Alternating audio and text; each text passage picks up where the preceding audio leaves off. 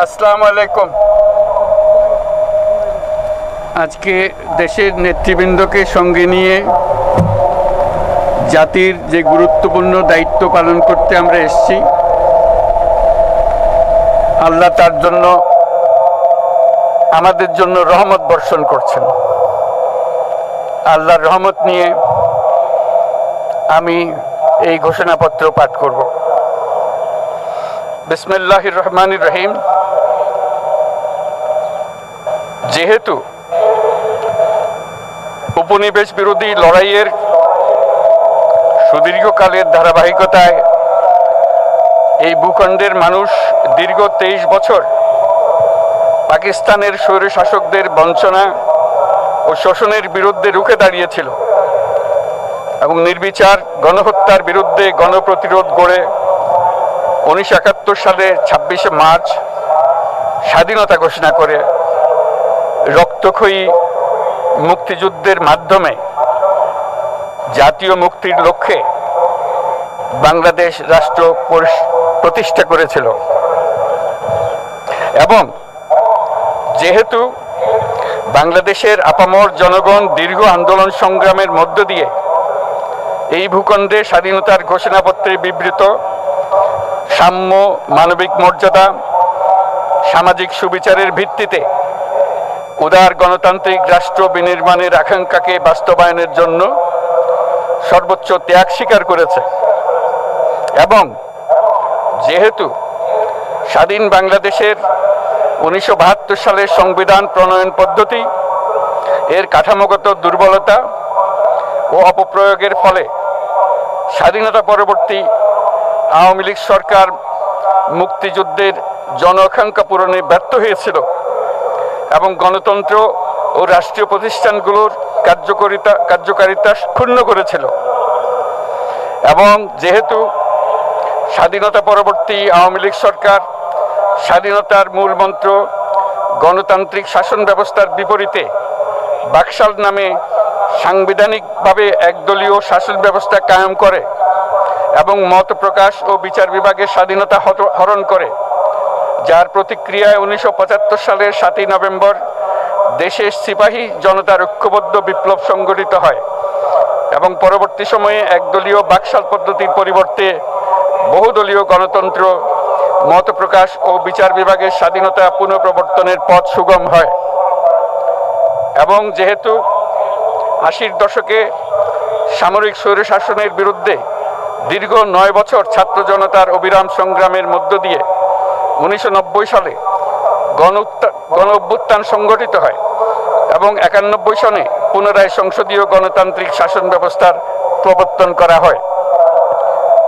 এবং যেহেতু দেশি বিদেশি চক্রান্তে সরকার পরিবর্তনের গণতান্ত্রিক প্রক্রিয়া ব্যাহত হওয়ায় 1/11 মতো ষড়যন্ত্রমূলক ব্যবস্থার মাধ্যমে বাংলাদেশে শেখ হাসিনার একচ্ছত্র ক্ষমতা, আধিপত্য এবং ফেসিবাদের পথ সুগম করা হয়।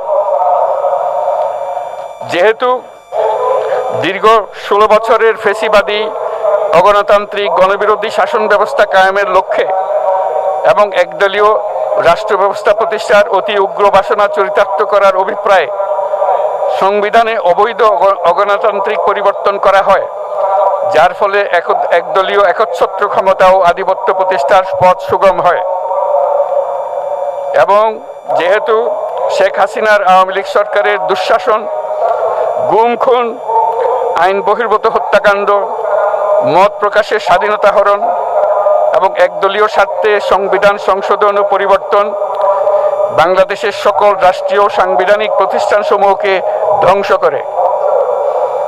এবং যেহেতু হাসিনা সরকারের আমলে তারই নেতৃত্বে একটি চরম গণবিরোধী, একতান্ত্রিক ও মানবাধিকার হরণকারী শক্তি বাংলাদেশকে একটি ফেসিবাদী, মাফিয়া এবং ব্যর্থ রাষ্ট্রের রূপ দিয়ে আন্তর্জাতিকভাবে বাংলাদেশের ভাবমূর্তি ক্ষুণ্ণ করে।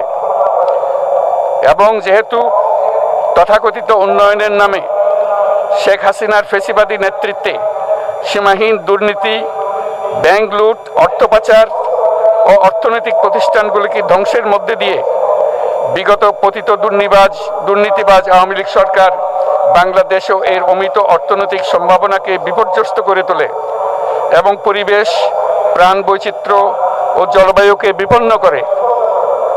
এবং যেহেতু শেখ হাসিনার ফ্যাসিস্ট সরকারের বিরুদ্ধে রাজনৈতিক দল, ছাত্র শ্রমিক সংগঠন সহ সমাজের সর্বস্তরের জনগণ গত প্রায় 16 বছর যাবৎ নিরন্তর গণতান্ত্রিক সংগ্রাম করে জেল জুলুম, হামলা মামলা, গুম খুন ও বিচার বহির্ভূত হত্যাকাণ্ডের শিকার হয়।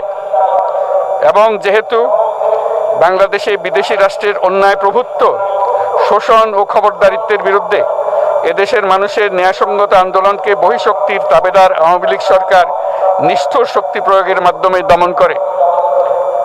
এবং যেহেতু অবৈধভাবে ক্ষমতা অব্যাহত রাখতে আওয়ামী লীগ সরকার 3টি প্রহসনের নির্বাচনে এর জাতীয় সংসদ নির্বাচন এদেশের মানুষকে ভোটাধিকার ও প্রতিনিধিত্ব থেকে বঞ্চিত করে। যেহেতু আওয়ামী লীগ আমলে ভিন্ন মতের রাজনৈতিক নেতাকর্মী, শিক্ষার্থী, তরুণদের নিষ্ঠুরভাবে নির্যাতন করা হয় এবং সরকারি চাকুরিতে একচেটিয়া দলীয় নিয়োগ এবং কোটাভিত্তিক বৈষম্যের কারণে ছাত্র, চাকুরি প্রার্থী, নাগরিকদের মধ্যে চরম ক্ষোভের জন্ম হয়। এবং যেহেতু বিরোধী রাজনৈতিক দল সংগঠনের উপর চরম নিপীড়নের ফলে দীর্ঘদিন ধরে জনরোষের সৃষ্টি হয় এবং জনগণ সকল বৈধ প্রক্রিয়া অবলম্বন করে ফ্যাসিবাদ বিরোধী লড়াই চালিয়ে যায়।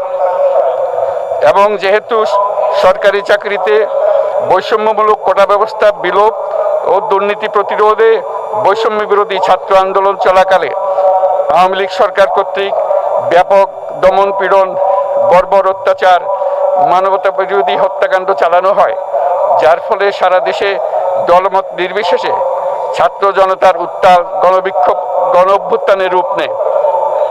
এবং যেহেতু ফ্যাসিস্ট শক্তির বিরুদ্ধে অদম্য ছাত্র জনতার অভ্যুত্থানে রাজনৈতিক দল, ধর্মীয়, সামাজিক, সাংস্কৃতিক, পেশাজীবী, নারী ও শ্রমিক সংগঠন সমূহ সমাজের সকল স্তরের মানুষ যোগদান করে এবং আওয়ামী ফ্যাসিবাদী বাহিনী রাজপথে নারী, শিশু সহ প্রায় 1000 মানুষকে নির্বিচারে হত্যা করে, অগণিত মানুষ পঙ্গুত্ব, অন্ধত্ব বরণ করে। আন্দোলনের চূড়ান্ত পর্যায়ে সামরিক বাহিনীর সদস্যগণ জনগণের গণতান্ত্রিক লড়াইকে সমর্থন প্রদান করে।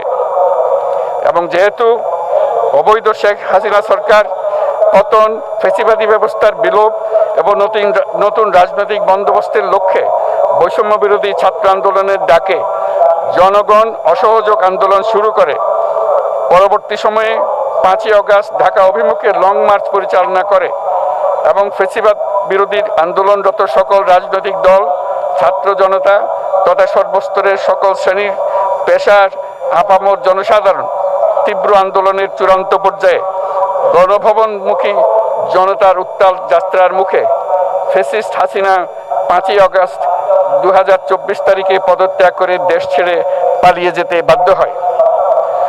এবং যেহেতু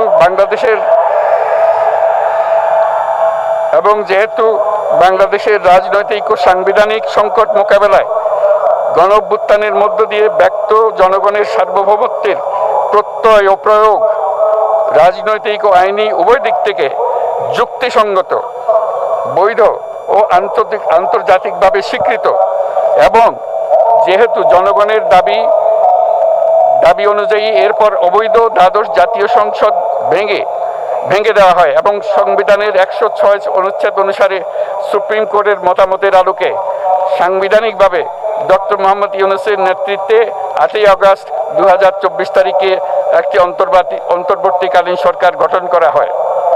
এবং যেহেতু বাংলাদেশের সর্বস্তরের জনগণের ফ্যাসিবাদ বিরোধী তীব্র আকাঙ্ক্ষা এবং ছাত্র জনতার অভ্যুত্থানের মধ্য দিয়ে ফ্যাসিবাদ, বৈষম্য, দুর্নীতিমুক্ত সমাজ ও রাষ্ট্র বিনির্মাণের অভিপ্রায় প্রকাশিত হয়, সেই হেতু বাংলাদেশের জনগণ সুশাসন ও সুষ্ঠু নির্বাচন, ফ্যাসিবাদী শাসনের পুনরাবৃত্তি রোধ, আইনের শাসন, অর্থনৈতিক ও সামাজিক ন্যায় বিচার নিশ্চিত করার লক্ষ্যে নিয়মতান্ত্রিক উপায়ে বিদ্যমান সংবিধান ও সকল রাষ্ট্রীয় সাংবিধানিক প্রতিষ্ঠানের গণতান্ত্রিক সংস্কার সাধনের অভিপ্রায় ব্যক্ত করে।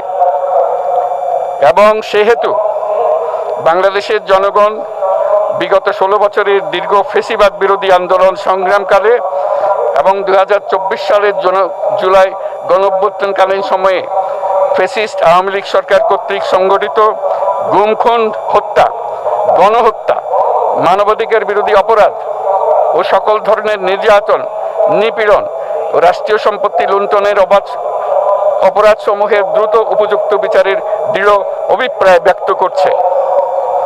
সেহেতু বাংলাদেশের জনগণ জুলাই জনগণের সকল শহীদদের জাতীয় বীর হিসেবে ঘোষণা করে শহীদদের পরিবার, আহত যোদ্ধা এবং আন্দোলনকারী ছাত্র জনতাকে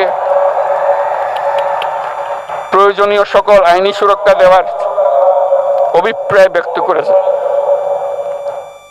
এবং সেহেতু বাংলাদেশের জনগণ যুক্তিসঙ্গত সময়ে আয়োজিতব্য অবাধ ও সুষ্ঠু ও নিরপেক্ষ একটি নির্বাচনের মাধ্যমে গঠিত জাতীয় সংসদে প্রতিশ্রুত প্রয়োজনীয় সাংবিধানিক সংস্কারের মাধ্যমে দেশের মানুষের প্রত্যাশা, বিশেষত তরুণ প্রজন্মের আকাঙ্ক্ষা অনুযায়ী আইনের শাসন ও মানবাধিকার, দুর্নীতি, শোষণমুক্ত, বৈষম্যহীন ও মূল্যবোধ সম্পন্ন সমাজ এবং গণতান্ত্রিক রাষ্ট্র ব্যবস্থা প্রতিষ্ঠার অভিপ্রায় ব্যক্ত করেছে।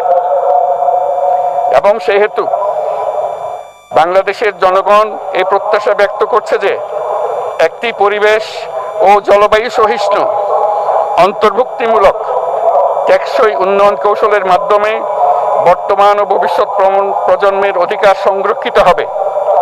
এবং সেহেতু বাংলাদেশের জনগণ এই অভিপ্রায় ব্যক্ত করছে যে ছাত্র গণঅভ্যুত্থানের 2024-এর উপযুক্ত রাষ্ট্রীয় সাংবিধানিক স্বীকৃতি প্রদান করা হবে এবং পরবর্তী নির্বাচনে নির্বাচিত সরকারের সংস্কারকৃত সংবিধানের তফসিলে এই ঘোষণাপত্র সন্নিবেশিত করা হবে।